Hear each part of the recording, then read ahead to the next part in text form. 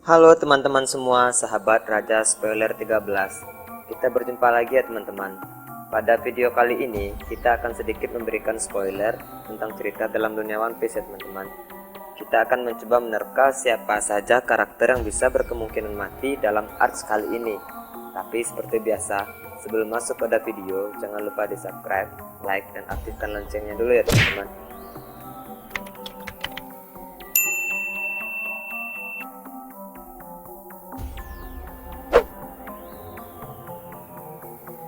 Seperti yang kita tahu dalam penjelasan Oda sendiri, arc kali ini bukanlah arc seperti biasanya. Arc kali ini akan menghadirkan pertempuran besar dalam dunia One Piece.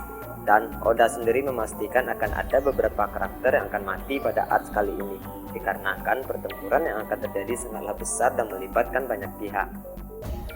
Perang Wano akan membuat kejadian besar di Marineford 2 tahun lalu tidaklah ada apa-apanya. Begitulah penjelasan Oda.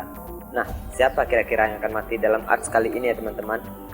Berikut daftarnya menurut Raja Spoiler 13. Orochi adalah shogun yang ada di Wano saat ini. Seperti yang kita tahu, ia bisa menjadi shogun berkat akal liciknya dan dibantu oleh Kaido. Sampai saat ini pun, kita belum tahu alasan Kaido sebenarnya mengapa memilih Wano untuk menjadi tempat kediamannya. Orochi berkemungkinan akan tewas pada arc ini dikarenakan tidak akan ada satu pihak pun yang benar-benar membantu Orochi berjuang, bahkan Kaido sendiri. Nyonya Toki mengutuk Orochi pada 20 tahun yang lalu dengan mengatakan akan tiba masanya 9 bayangan akan muncul di bawah purnama dan akan membunuhnya. Kemungkinan yang pertama adalah Orochi akan tewas oleh salah seorang dari 9 samurai sarung pedang merah, dan kemungkinan kedua Orochi tewas di tangan Zoro. Karena seperti yang kita ketahui, Zoro amatlah jijik melihat sosok dari Orochi ini.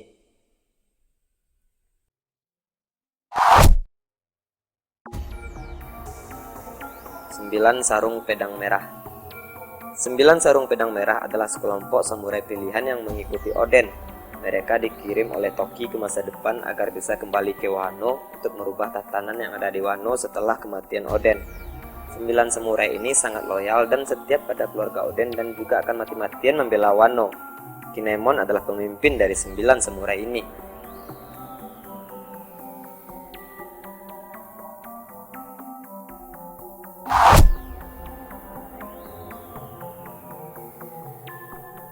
Kid adalah salah satu dari generasi terburuk. Sebagai salah seorang supernova, tentu kekuatannya juga sudah tidak diragukan lagi. Kid mengikuti pertempuran di Wano tidak lain alasannya hanyalah karena ia ingin memenggal kepala Kaido. Emosi Kid saat ini sangat begitu terpancing setelah menyaksikan killer diracuni buah iblis smile buatan Kaido. Namun, Supernova 1 ini memiliki kelemahan. Kid seringkali tak bisa mengontrol emosi dan lebih selalu suka melakukan penyerangan tanpa rencana. Hal kecerobohan inilah yang berkemungkinan bisa membuat Kid tewas di tangan Kaido ataupun mungkin Big Mom.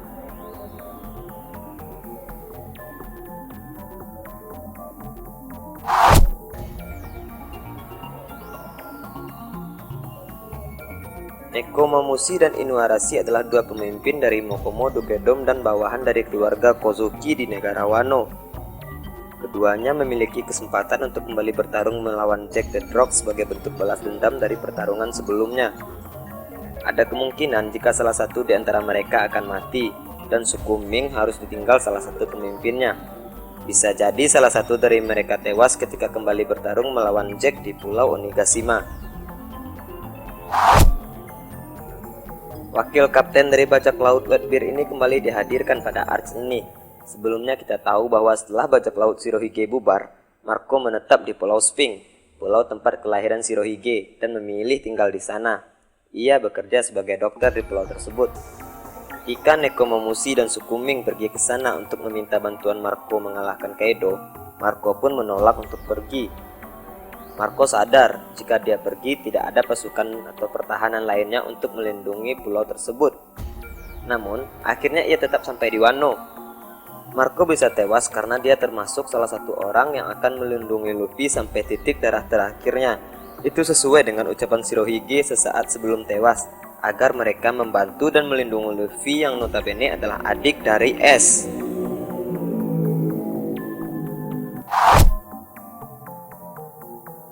Law juga termasuk dalam salah seorang supernova. Sebagai bagian dari generasi terburuk, kekuatannya juga tidak main-main. Law sendiri sepertinya memiliki rencana sendiri untuk mengalahkan Kaido. Namun, peluang mati untuk Law juga tetaplah besar, karena lawan yang akan dihadapi adalah dua orang Yonko.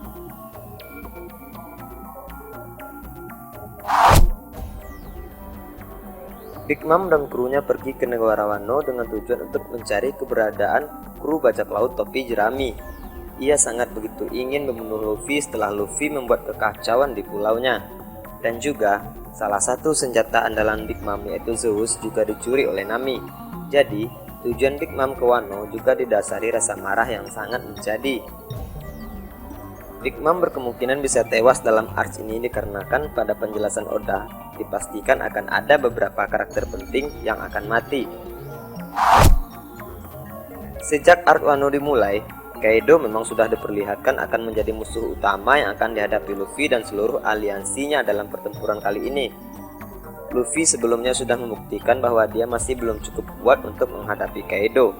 Tapi, sekarang dia memiliki peluang meskipun sangat kecil, mengingat sumber daya yang ada seperti pasukan dan aliansinya. Kita tentunya yakin jika Luffy dan aliansinya akan mampu menghabisi nyawa Kaido. Kaido disebut-sebut sebagai sosok yang sulit untuk mati, karena haki yang dia miliki membuat hampir benda apapun tidak bisa melukai tubuhnya. Bahkan ia sendiri berulang kali ingin mati. Jadi, rasanya masuk akal apabila Kaido bakal benar-benar berakhir di arc Wano kali ini.